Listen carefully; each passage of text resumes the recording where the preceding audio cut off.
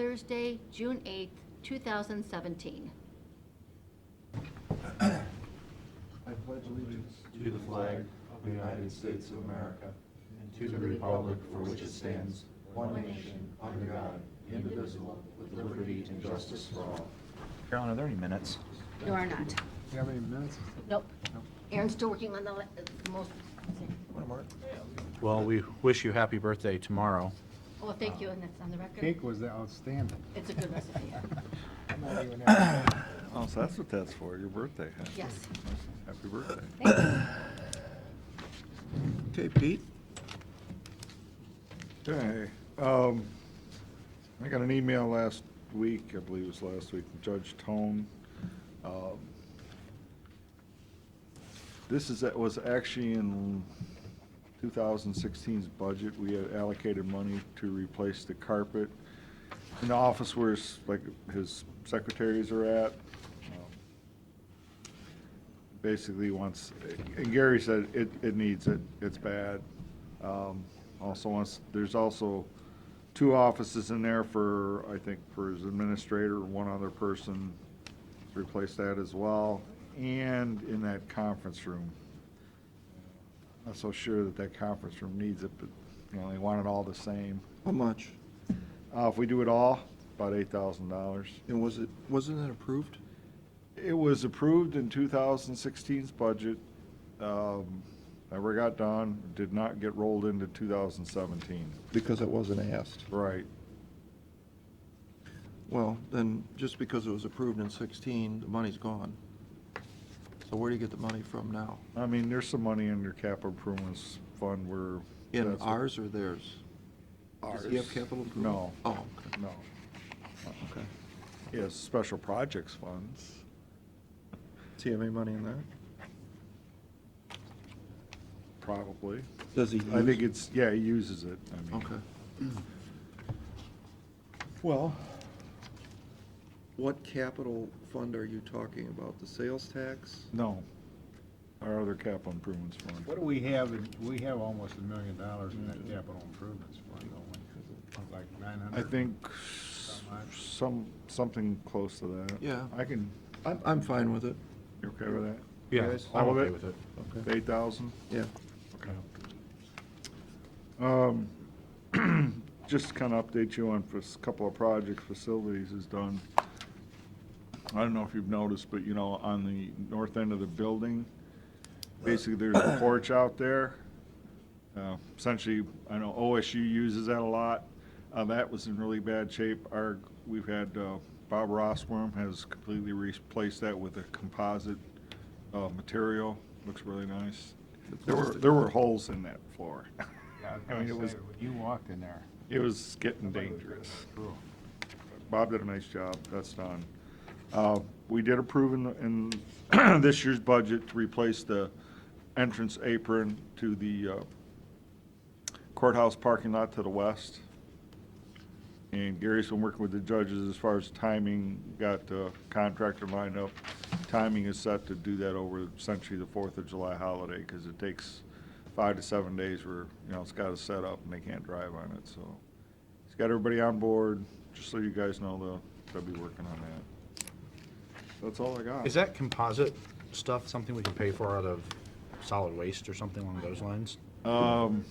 I don't know, Matt, but it's already been done and probably paid for, so. Yeah, I thought about that too, but by the time it was already bought, but I'll remind Gary, if he does something like that, and if it's a recycled project, we'll go ask solid waste for that. Yeah. Where are we on that solid waste project? With the sheriff's monies, the transfer, or whatever we're doing? We have to do a policy amendment to the plan. Okay. And there's a whole procedure to do that with. So the policy committee's got to meet, pass a resolution. They have to distribute that resolution out to the townships, the municipalities, to the county commissioners. They have to put out a 30-day notice for a public hearing, have the public hearing, go back and reconsider that resolution, or once their policy committee passes the resolution in its final form, then they have to distribute it out to all those folks again, and then there's a 60-day response time, Oh, my God. and you have to get 60% of essentially the population from those political subdivisions to approve it. So, is this, can we pay back if they approve, if the policy committee approves it and go through all these steps, is it retroactive? Can we make it retro? I would think we could. Because obviously we budgeted for that in the Right. sheriff's budget this year, so we're gonna have to. Exactly. But it seems there's been some problems getting that policy committee together. Oh, okay. They haven't passed a resolution yet. Okay. So we're on top of that? We're gonna have to get on top of it. Yeah. Yeah, that's, we don't want sheriff running out of We money. obviously told our coordinator to get that done. Yeah. Hasn't been done yet. Well, if it was budgeted the sheriff, we certainly don't want the sheriff running out of funds, so. Right. Sheriff is happy. So, just a FYI, you know, Matt and I went to the water line hearing yesterday, and for move for dismissal, which was denied by the judge. But I think it's in our best interest that we, you know, we've talked about this for months now, about joining into the case. So I think now might be the time that we do that. So if I can, I'd like to do this by just a motion today to, that asks that the commissioners ask the prosecutor's office to join as a party plaintiff into the water line case and let them, you know, work this out with the Murrays, what, how, who's gonna do what and where. I think it's gonna be almost nothing on your part, but. Correct. I did talk to Kevin about it yesterday. It does appear that we would have some potential conflict that we do need to look at first. But as far as, you know, something that we did discuss, you know, that we did talk about that yesterday. Yeah, I talked to Kevin too, and, yeah, the conflict is a personal one on Kevin's side, so, but there, you know, if you need a special prosecutor or whatever the case is, you know, that would be my motion. Yeah, and I'd second that after sitting through the hearing, and, you know, it's my opinion after the judge listened to the facts, you know, he didn't dismiss the claim out of hand, and seems like it's gonna be able to go forward, so I think if we can be a partner in this, I'm okay with that. And I'd second that motion. I think I'd like to hear what the prosecutor has to say. I'd like to either talk with Kevin or find out the details before we. Well, I spoke to Kevin yesterday, and he had no objection, correct? He did not have an objection. As far as the conflict goes, as far as Department of Resources go, given the depth and nature of the case, our prospective involvement would probably be limited to filing a motion to intervene to get the commissioners as a party into the case. Yeah. That would be to the extent of it now. If the board decides they wanted to retain either a special prosecutor or another law firm such as the Murrays to represent the commissioners in that capacity, I mean, that's a decision for you guys. Yeah, well, let's go forward and get that worked out. But I think as far as today goes, we want to make sure that, you know, we're on board with this, and, you know, whatever we need to make this go forward, I'd say let's go. So you have a motion on the floor? And you made the motion? Yes. Matt seconded it? Yes. Mr. Shenigo? Yes. Before you go with the motion, I'm just gonna say I'm gonna abstain because I want to get more information on this before I make a vote on it. Okay. Okay, so the roll call is Mr. Shenigo, yes? Yes. Mr. Monahan, Mr. Old, yes. Mr. Monahan? Abstain. Correct. Thank you. First time I'm hearing about it is like right now. So I want to get some more information before I say yes. Okay. All right, so does legislation mean you want us to read the The resolutions. resolution? Pass those down. I don't think Karen is here. Oh, she is here, yes. She is. Ready? Yep. You can, resolution, Board of County Commissioner, Erie County, for the purpose of entering into an agreement with Vetchco Excavating Incorporated. Second? Mr. Monahan? Yes. Mr. Old? Yes. Mr. Shenneck? Yes. Resolution, Board of County Commissioner, Erie County, authorizing the county auditor to make an interfund transfer. Second? Mr. Monahan? Yes. Mr. Old? Yes. Mr. Shenneck? Yes. Have you signed all these? Resolution of the Board of County Commissioners of Erie County, Ohio, for the purpose of entering into an agreement with the State of Ohio Department of Youth Services. Second? Mr. Monahan? Yes. Mr. Old? Yes. Mr. Shenneck? Yes. Resolution of the Board of County Commissioners authorizing a drawing of warrants. Second? Mr. Monahan? Yes. Mr. Old? Yes. Mr. Shenneck? Yes. Resolution declaring certain equipment surplus. Second? Mr. Monahan? Yes. Mr. Old? Yes. Mr. Shenneck? Yes. Authorizing county auditor to make a budget modification. Second? Mr. Monahan? Yes. Mr. Old? Yes. Mr. Shenneck? Yes. Entering into an agreement with Safe Harbor. Second? Mr. Monahan? Yes. Mr. Old? Yes. Mr. Shenneck? Declaring certain items surplus and ordering to be sold or discarded for salvage. Second? Mr. Monahan? Yes. Mr. Old? Yes. Mr. Shenneck? Yes. Schedule of payments for water tap fees servicing the property located at 9505 State Route 99. Second? Mr. Monahan? Yes. Mr. Old? Yes. Mr. Shenneck? Yes. That's it. You're up, Karen.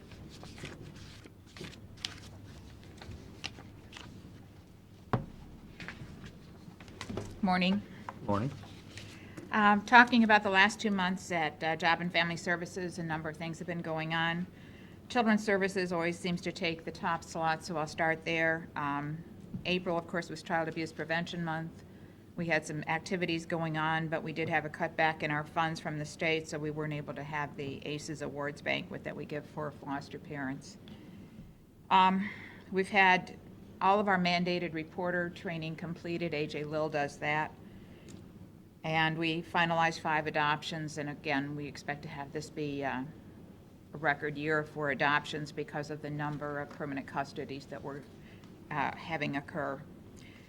We had 2 changes in personnel, and so I'm never ever going to say we have a stable workforce again because it was like opening the door for changes. Supervisor John Waugh took a job in the private sector. Tina Krieger, who was our adoption and foster care specialist, successfully applied for his job, and she started yesterday. Earlier, a social worker, Maya Jarrett, resigned to take a job again, in the private sector. We had the aide, Jody Mullen, replaced her, and our posting came down now for the vacant social worker. We only had 10 applicants this time, which is amazing to us because always we have so many applications for any job at our agency, but I think it's indicative of the dangers that surround social workers today. They're more reluctant to get involved. And I'll probably be coming back to you within the next couple of months because there's a move with PCSAO to allow social workers to carry Narcan, primarily for themselves because they're being exposed to the drugs. And the secondary thought is whether they would administer it on somebody else. You know, we're concerned with that liability issue. We are attempting to bring down our boarding costs. We've been somewhat successful. Karen, just something come to mind on that. It wasn't your agency, it was somebody else the other day. Maybe it was probation, I'm not sure. Somebody brought up about carrying the Narcan and going into a home. It was when we had that meeting the other day. And I suggested that under the Good Samaritan law, that there's no potential liability for trying to save somebody's life. Did you ever check into that? Is that the We case? have that as a question before the Attorney General. We're waiting. PCSAO, the Directors Association, wants an opinion on that. Okay. Yeah, because I mean, that just appears to me to be ridiculous that we're even talking about it. If you have the tools available to help someone, why would you help them? I know, but it's a litigious society too. And I think the other thing you have to consider is that when you administer Narcan to somebody, their reaction is often violent as they start to come out.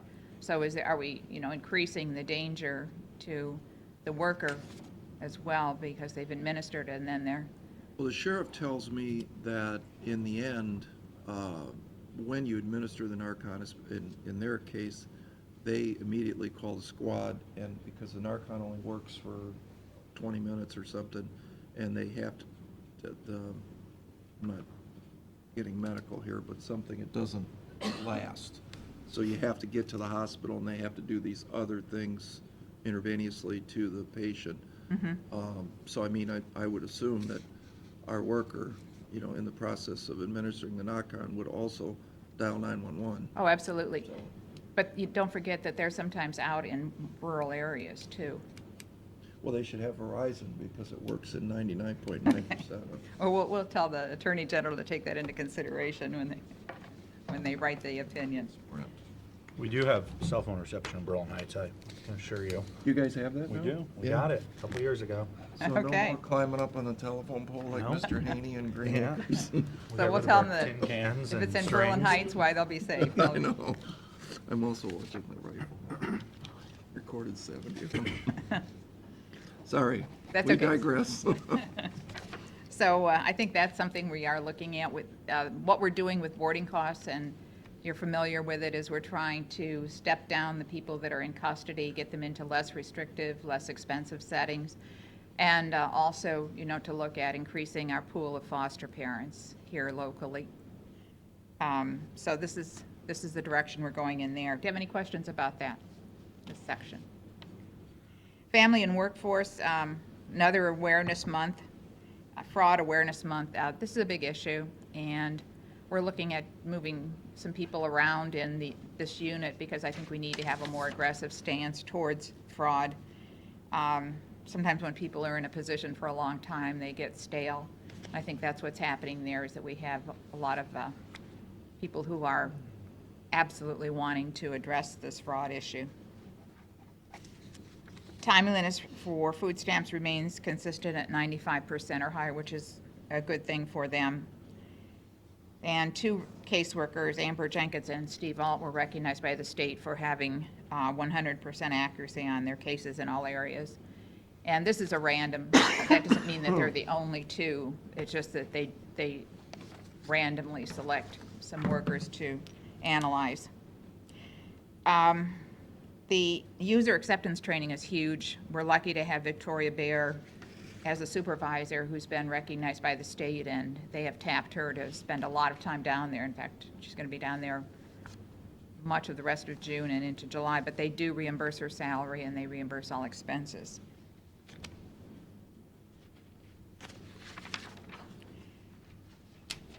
I know these are figures you're always interested in, the 27,000 jobs within a 50-mile radius of Sandusky, down a little bit from, at one point it was 30,000, then 29. But that's consistent with the seasonal jobs being filled, and we'll expect to see a rise again in probably August, when some of the seasonal workers leave and they have to get more. We've had 2 people added to the agency roster. They're employed by Yehovah but stationed at our agency to work with the career advisors for Success for Youth. And that's going very well.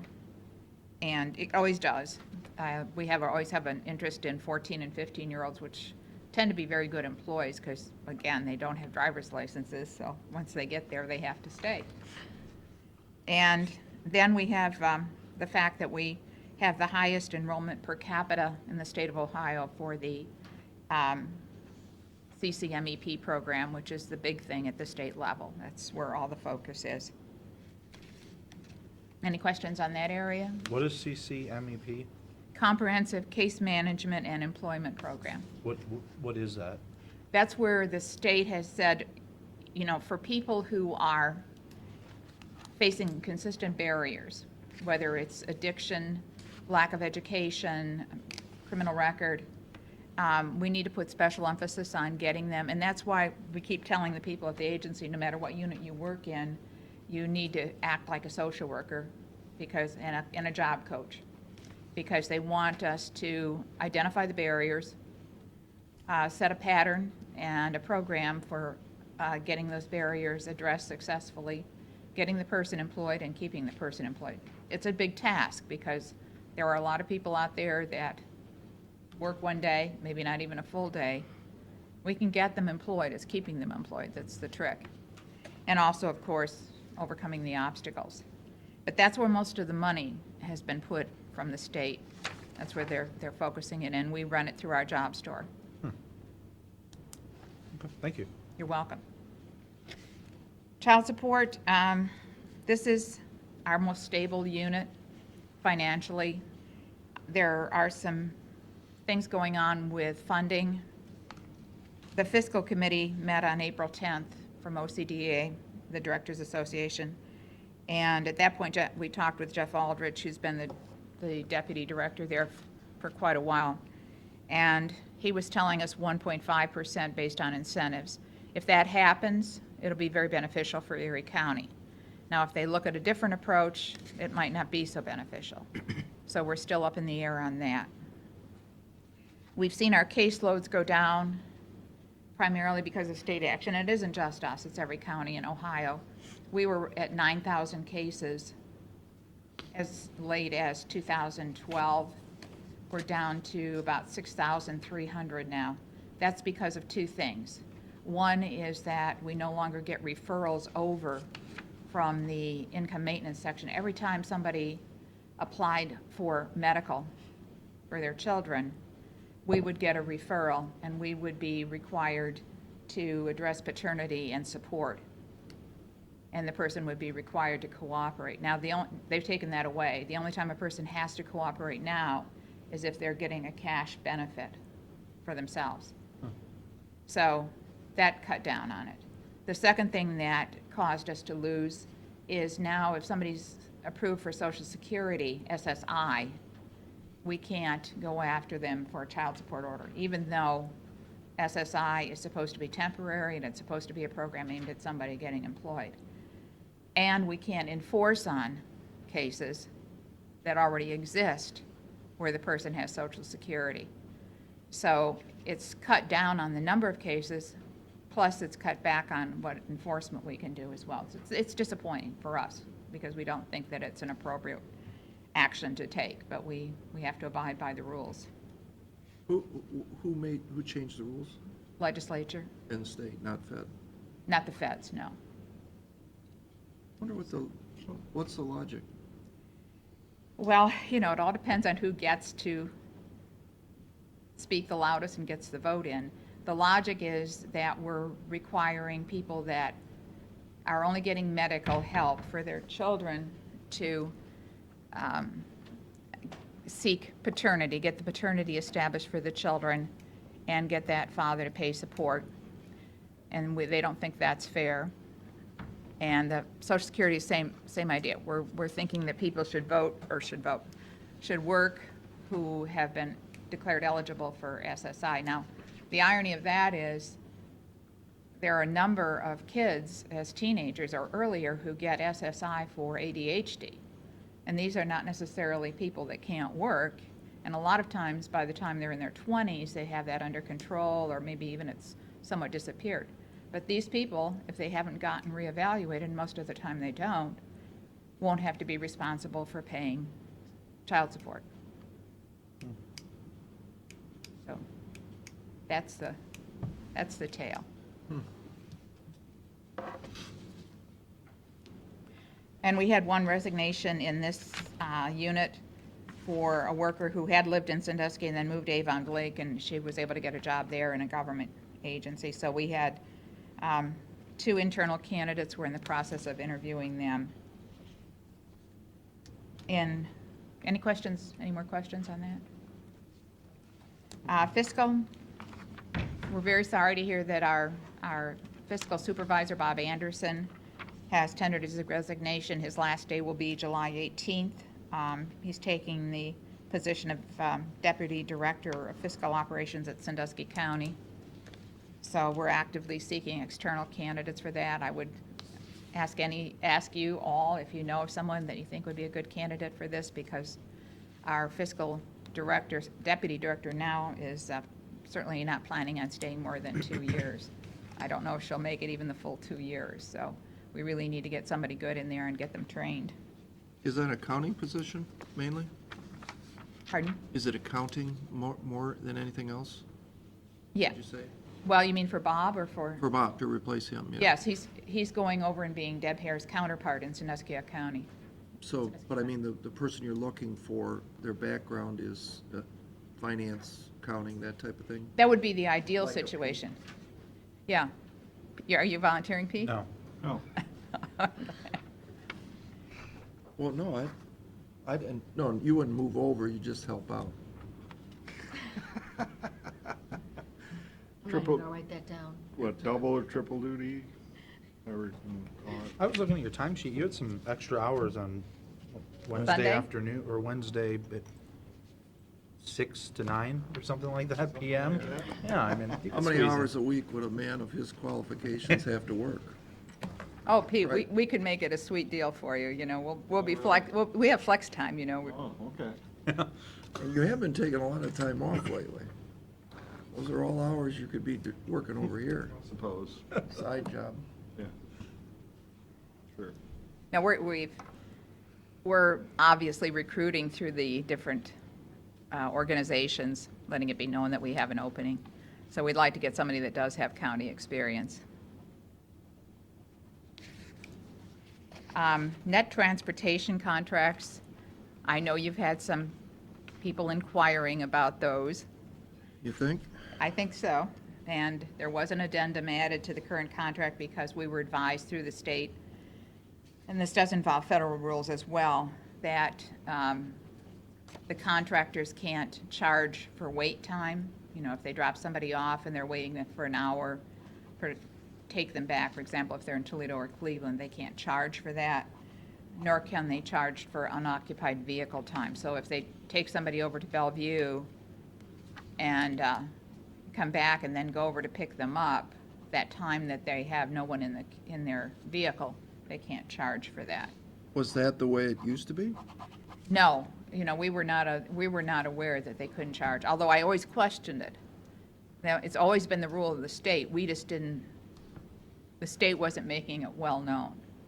But I always questioned it because I said, this is ridiculous, you know, they're taking, somebody may be taking one person up to Cleveland, say and it's often in the VA, they're taking somebody up to Cleveland, getting them there at 9:30, then sitting around for an hour and bringing them back, picking somebody up at 11:30 and taking them up to the VA, when, you know, the idea would be you should take both people up, and then if you're the wait time, that's up to you. You want to come back and then pick them up later, or, you know, if you're going to stay in Cleveland or whatever, but you shouldn't be charging that way. And so they did make it clear that, you know, whenever possible, you should consolidate rides. But if I'm a cab driver, why would I ever take that run? Which run? I'm gonna drive you to Cleveland, then I'm gonna drive back to Sandusky. I mean, will that limit your amount of, Because that's what they were doing. They were charging us then, you know, for that time coming back to Sandusky, going back up to Cleveland, and so on. Right, but what Matt's getting at is if you're the cab driver and say the appointment takes 6 hours, wouldn't you drive back? Well, I would, but I think, you know, some of them were going to the, But they were charging coming back. yes. But they were charging for the wait time, too, the 6 hours they were up there. Because their argument was, while I'm there, I can't take any other fares. but I'm asking, will that limit the amount of people that you have driving? Because if I'm a cab driver and I can be getting paid for 3 hours here, or an hour, and then sit there for an hour, and why would I take that run?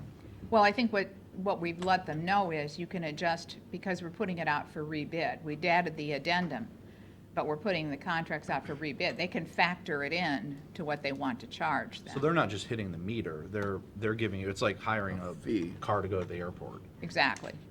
Okay. And how many people bid on this? We've had three bids.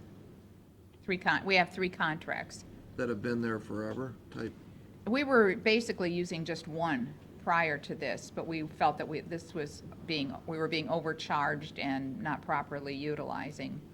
So That the costs were exceeding the annual bid limits where you had to do that anyway. yeah. Yeah. It seems to me that sounds like, I don't know, sounds like somebody almost changed the rules in the middle of the game. Well, I think as soon as we were aware that what we had to do, we couldn't ignore them. So you put it back out for bid. We will have it out for bid.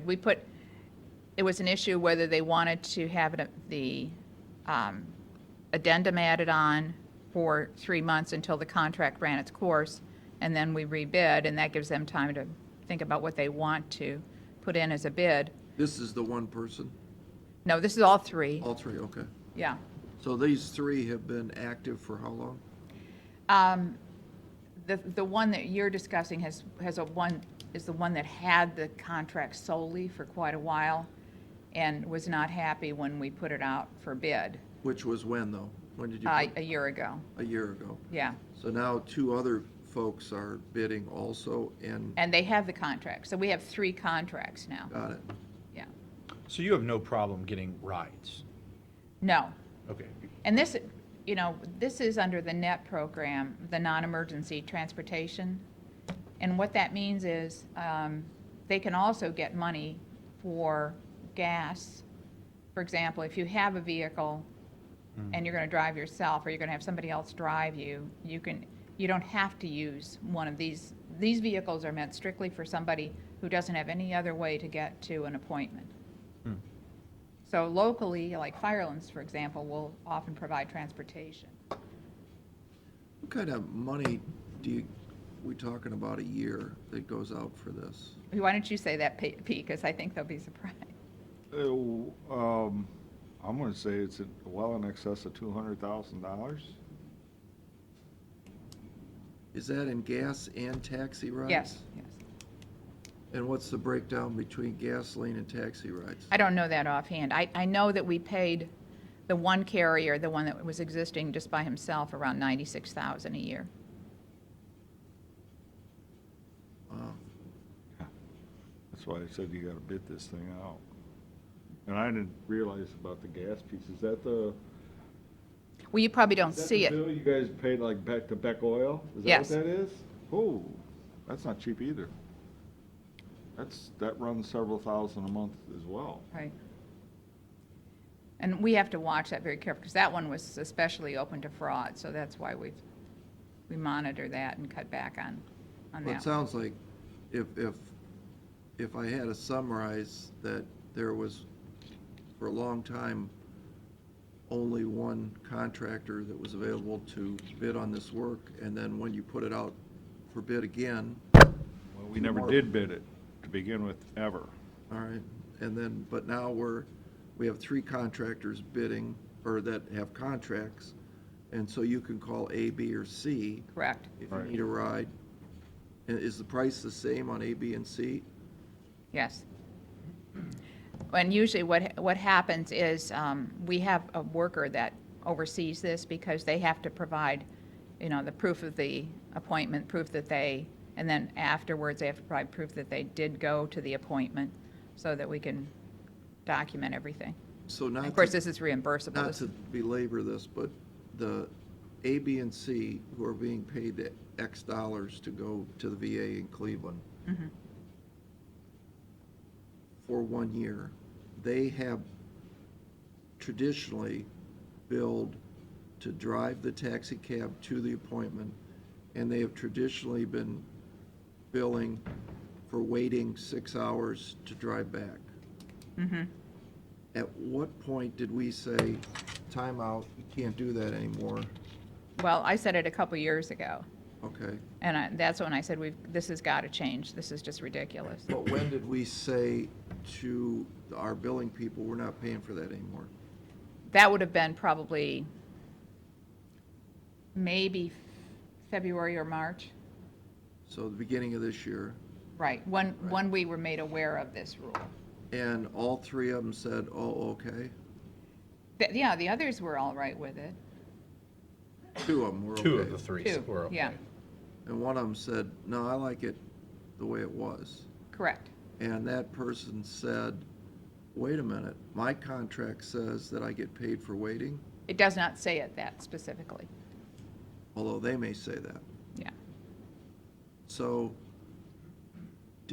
in order to be an approved contractor, can't we just make an addendum or a clarification to the contract that all three parties, if you want to do work for us, here's the rules, and make them sign it? Well, that's what they all have signed the addendum, Oh, yeah. okay. So then, if they all three have signed the addendum, then what's the problem? Well, I think it's one person, Just doesn't like what they signed? correct. Okay. The one person did not sign. But It the was rules were changed in the middle of the game. Well, they were clarified. They were clarified. We, Changed. Yeah, maybe. Yeah. you know, I think what is the situation is, once we were made aware of this, we could not ignore it, nor could we allow the contracts to continue to operate, because then we would be committing fraud. So we had to make them aware of it and the conditions and circumstances. It's their option then, you know, if they didn't want to continue with the contract, or if they wanted to take only, because most of the runs aren't that far. Most of them are local, or, you know, maybe to Norwalk, maybe to Bellevue. They're not going very far, but most of them are local. So if they would choose, you know, I'm not going to do any more of the long runs, I'm not going to take those where I have that wait time.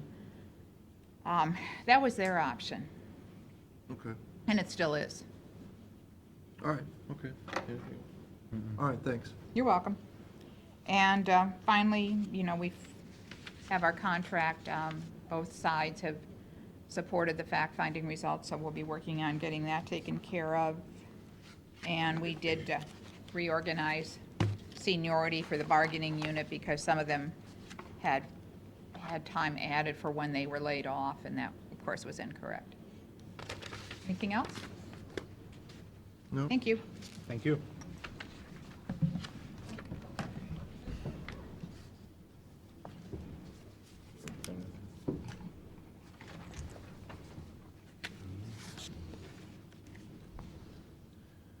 So, I don't know if you, yeah, that's what I'm wondering too. do we take a 5-minute break? Steve, how long would your report go?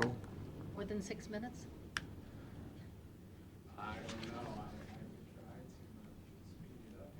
I mean, I don't think it matters if we're a minute or two late, would it? Yeah, come on. All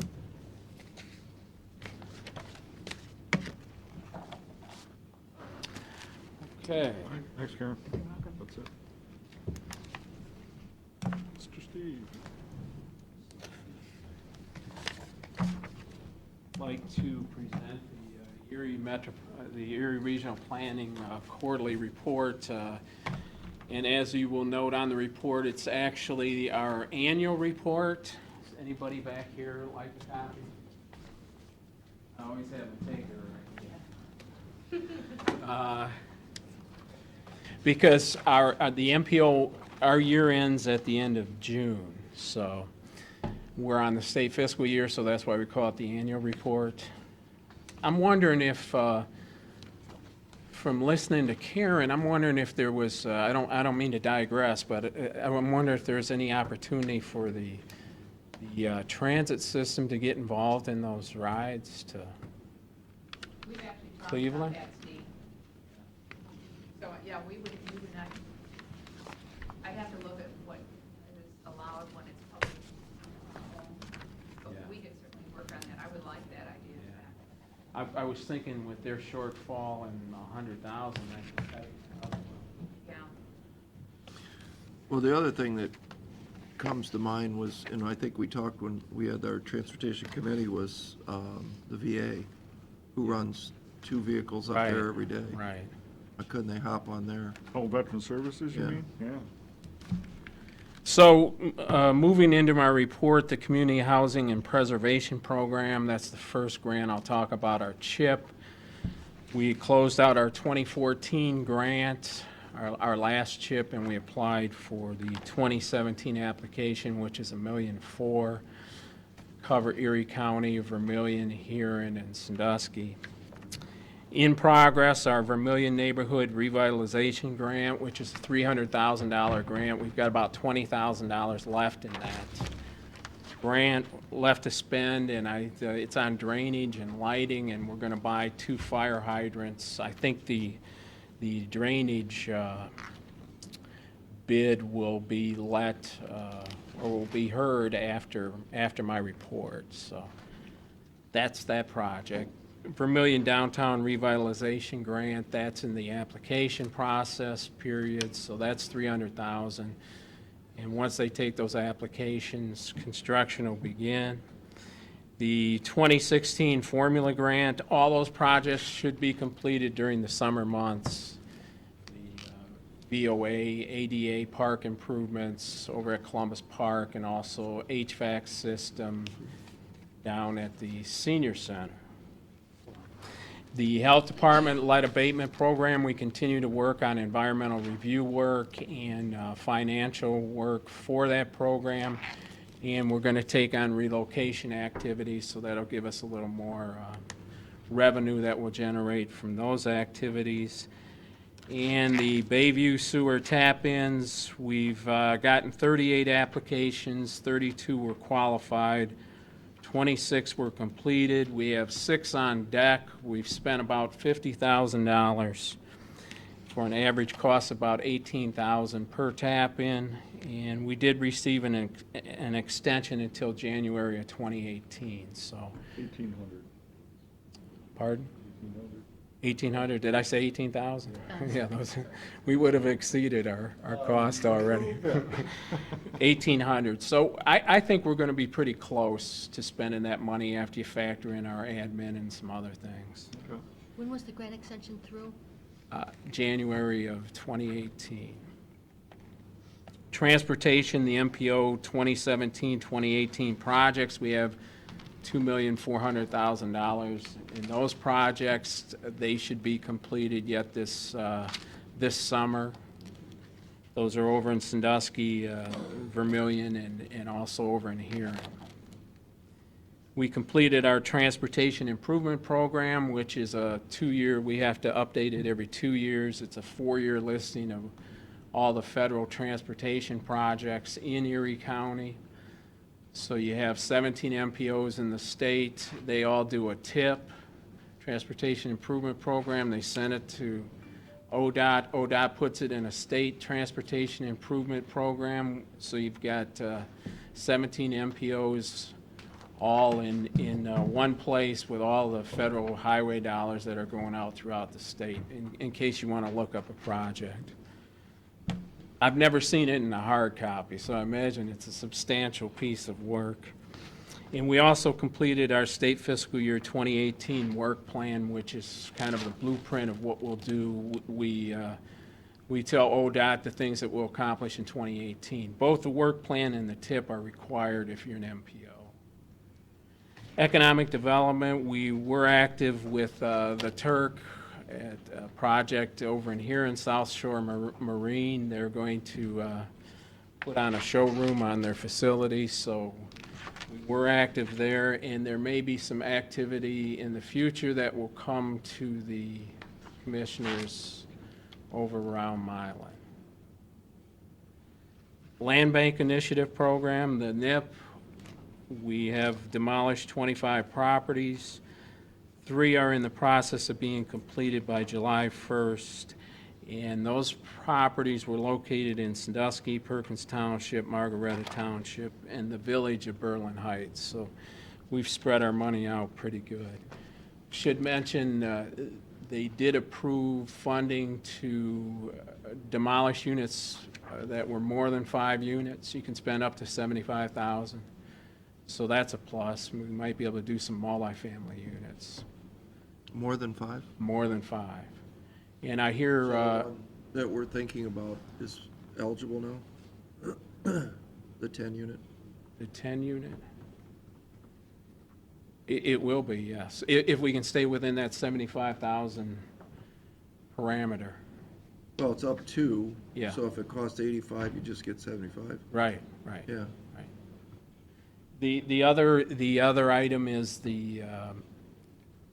it's my understanding that Mr. Rakakis is very close to getting funding for for manufacturing and industrial buildings, so. But I think that's gonna be a 50-50 split. Well, and the question begs is where's the money coming from? You know, is he gonna Right. get more money? Right. And is there funding that didn't get drawn down? There was another round, right, that came out. That was with the NIP program. The what? Right. The Neighborhood Initiative Program. course. That was with that program. This is a separate pot of money that he's working on at the federal level, and from what I saw, some literature they sent out, they're real close to making that happen. Anything on Go Route ahead. 6, we had a grant out, as I remember, for 250,000. Did we get that for the study? Still waiting to hear. It's with Federal Highway. Really? They haven't given us the final okay yet. I just hope the same person that was looking at that Mucci project with the state, waiting for them to sign off, isn't looking at this grant money that we're supposed to get, because we could be waiting a long time. Yeah, that's actually, I checked back on that, and with that person that,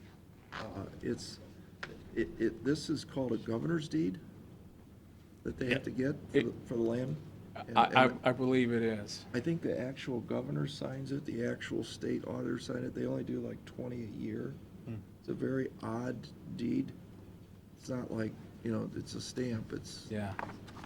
so I don't, Well, I heard the holdup was with Ohio Development Services, and I know Mr. King will be ushering them through Erie County next week, so perhaps if it's still. who's coming down?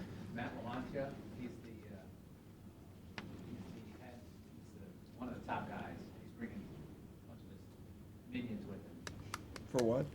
to look at our CDBG program and see how, they do a listening tour, come around and they look at different projects that we've done over the years with CDBG funds and stuff. We Give us some will, feedback. They went from the annual allocation to biennial allocation, so there's some feedback that they're gonna get from us. so just wrapping up other items, we continue to work on updating our coordinated transportation plan. That will be a summer completion date, probably in July. ODOT kind of changed the rules midstream, so a funny thing happened on the way to completing the plan. So we had to redo the whole plan.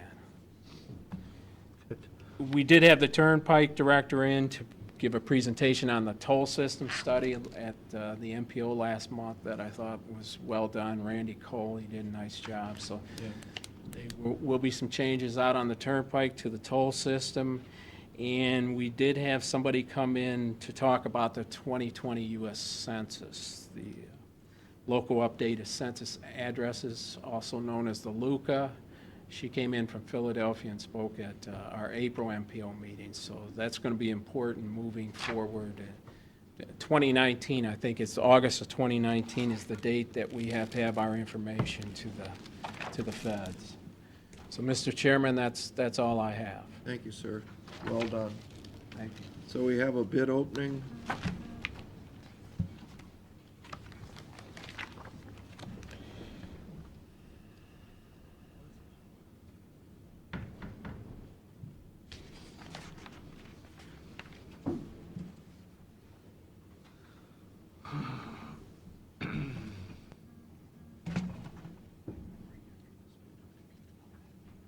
We have two bids for the Vermillion, CDBG, Kensington, Edgewater Storm.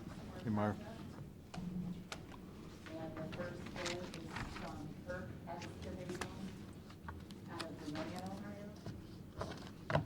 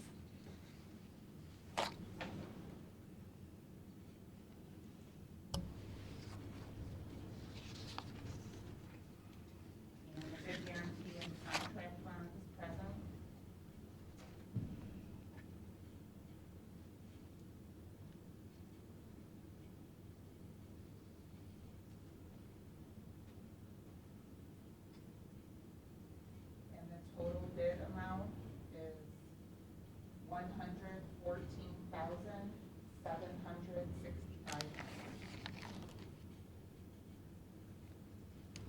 Make a move, we turn these over to regional planning for Second? comparison. Mr. Monahan? Yes. Mr. Old? Yes. Mr. Shennefer? Yes. I'm gonna take a couple-minute break. Go back on the record. Okay. You're on, Abby. All right.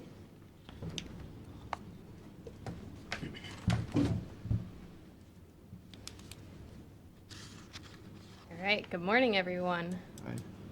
So I'm here for our semi-annual report.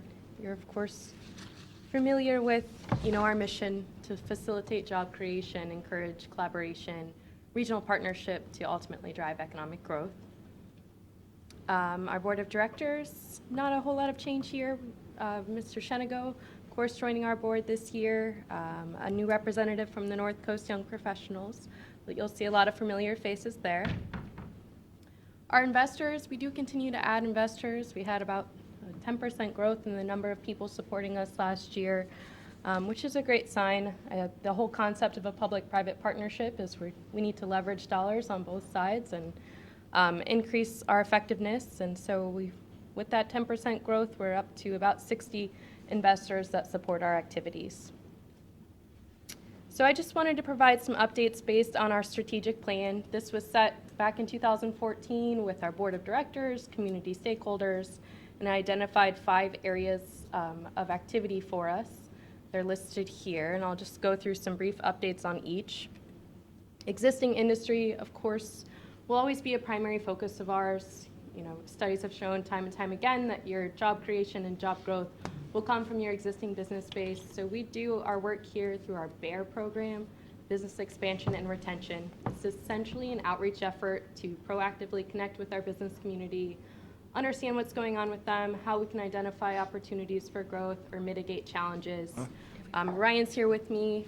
He executes this program from January to May this year, 28 outreach visits. We're focusing on traded sectors at this point in the year.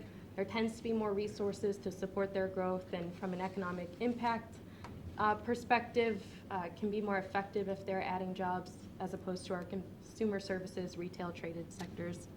And It's 24 Exerco, this picture you got shown here. Yeah, so 24 businesses assisted January to May. Exerco is a great example. That is actually a subsidiary owned by Betcher Industries out in Berlin Heights. And we met with them early in the year. You're familiar with Betcher, the Big Red Barn. They've been a very successful manufacturer for many years. And so successful that they've been able to spin off their technology into a medical device company called Exerco. And we were able to meet with them, and great horizons for Exerco, but a different workforce makeup. To go from a manufacturer to a medical device company requires some different skill sets from their employees. And so in our conversation, we were able to talk with them a little bit about how we accelerate the growth that they're projecting, and it came down to staff. So we were able to secure a workforce training grant for them to encourage that growth. So they've committed to adding 40 new people and spending over $12 million in research and development and equipment. And so a great project for the area, and that company I think we'll see great things from in the coming years. Ryan was going to share just some comments from his outreach visits. Yeah, as Abby mentioned, there's been a lot of strong growth across the county. I think last time we reported to the commission, we reported that 2016 was looking very good. The first 5 months in 2017 looked to be even better. Roughly 2/3 of the businesses I spoke with thus far in 2017 project that their sales in 2017 will exceed 2016. So very good outlook as long as the economy sustains itself.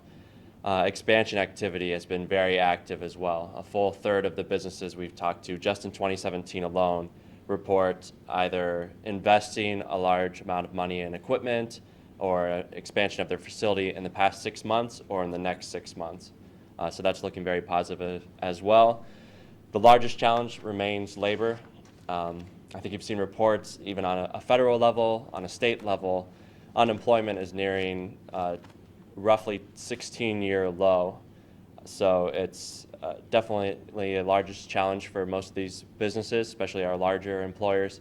I've heard even from businesses are having trouble recruiting for positions that pay even in the neighborhood of $15 to $20 an hour. So it's a real challenge. They're continuing to grow, but I think to get to that full capacity, we need to figure out how to recruit more effectively. Thanks. All right, moving on to our second goal area, promoting entrepreneurship, a goal of growing an entrepreneurial ecosystem in our community. You know, we do this primarily through our RISE program. RISE over the years has focused very much on individual work, one-on-one appointments. We average about 40 appointments a year with entrepreneurs or existing businesses. This year, I think I had tracked 18 assisted from January to May.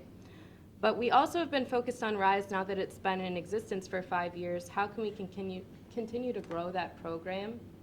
And so we partnered with Jumpstart last year to do an assessment of our community, an assessment of our program and services available in our area, and identify areas where we could have further impact. We spoke with 50 stakeholders, did a small business survey through BGSU Firelands, and the result is a new 2-year vision. We'll be adding more and more things to the program. The emphasis is really about that word ecosystem. How do we build a better environment for entrepreneurs in our area? And a lot of that is just connecting existing services like RISE or your chambers of commerce and things like that. So the pictures you see here, these are networking events that we started hosting quarterly. We've added several new educational seminars, office hours where professional services in our community have donated pro bono time to support entrepreneurs. So the concept there is just that, you know, if you want to start a business in Erie County, there's a lot of areas where you can receive support through a number of organizations. Business attraction, another area of focus. Of course, the biggest news here, Mucci Farms breaking ground this month. Their full commitment is $75 million in investment, 200 plus jobs after the 3-phase build out. Your questions about the deed earlier, we did get good news last week. It is signed. You're very correct. It was quite an arduous process. It actually required 3 different signatures from state offices, and that's all shepherded by the DAS. And so closing is actually set sometime this week for the deed to officially transfer, and then you'll likely see some legislation before you so that they can be incorporated into the city of Huron to access municipal power. Other areas of work for business attraction through our office is focused on site development, site planning. You know, it's a very competitive field. We really need to be ready to go with shovel-ready sites, and so we work with the state and some programs they have there to evaluate our sites, actually from the lens of a site consultant called Insight Consulting. They've now had 2 rounds of this Site Ohio program.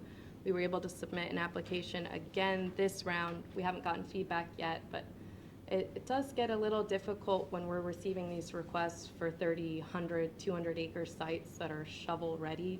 It's a task that I don't think we have a lot of product for right now. Quality of place is another area of focus. What this simply means is we want to make sure we have the best resources available for companies and that they have easy access to them. So it's about all working together, finding resources through the state, through the region, and making sure even our local service providers are well connected. What you see here is just, you know, our job is to be connected. So I think I serve on 6 local boards to make sure we're aware of what's going on. We also represent the region on the State Economic Development Association, and we're recently invited to serve on the Business Development Council for Team Northeast Ohio. Both of those tables are a really great thing for us to be at. Only 2 counties in all of Northeast Ohio will serve on OEDA or on this Business Development Council, and so we're there representing more rural interests for all of our counterparts in the region, along with the Metro Chambers in NEO. So it's a good table to have a voice at and make sure that resources are matching what a community of our size requires. Are you, you know, in Team NEO, are we also looking at Toledo? I mean, are we working together with both of these, or? So from a Jobs Ohio perspective, we're serviced by Team NEO. That's who we would contact for project activity. But from a our office's perspective, we do a lot of collaboration with the Sandusky County Economic Development Group, Ottawa County, Huron County. It just makes a lot of sense to have good relationships with our peers there to be able to provide, introductions or leads and things of that nature.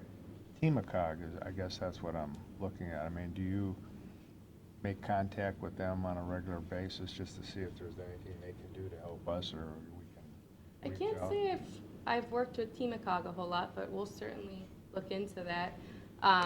There's NORAD is a group in that region that we work with occasionally. It's the Facilitation of Economic Developers.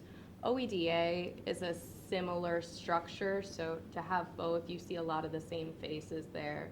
But you're absolutely right. It's about building relationships and making sure that we know who to connect with when.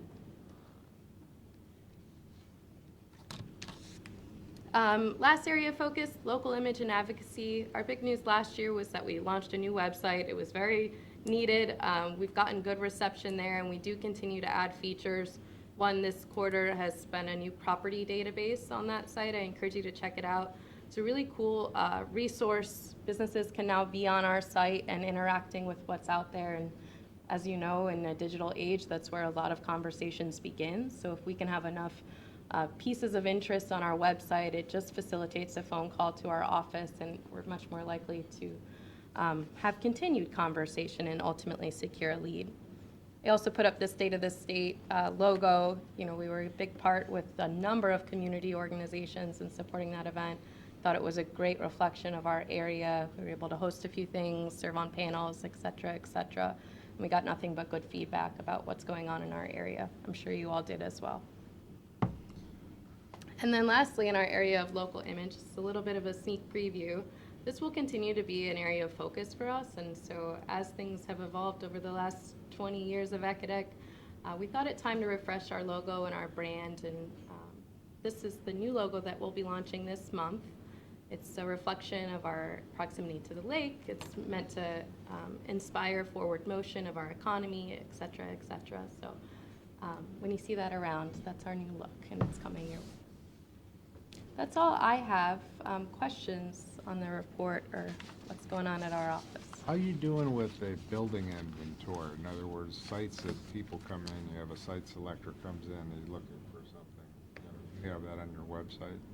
Yeah, so we have that new property database. We'll display that along with a lot of economic and demographic info. So you should check that out. We do constant effort to keep it updated. So anytime we're receiving a direct lead, in addition to our database, we send it out to colleagues like at Erie County Regional Planning, et cetera, and make sure that we're not missing anything. But if you do see properties that you think are competitive, definitely send them our way and we'll make sure they're in our system.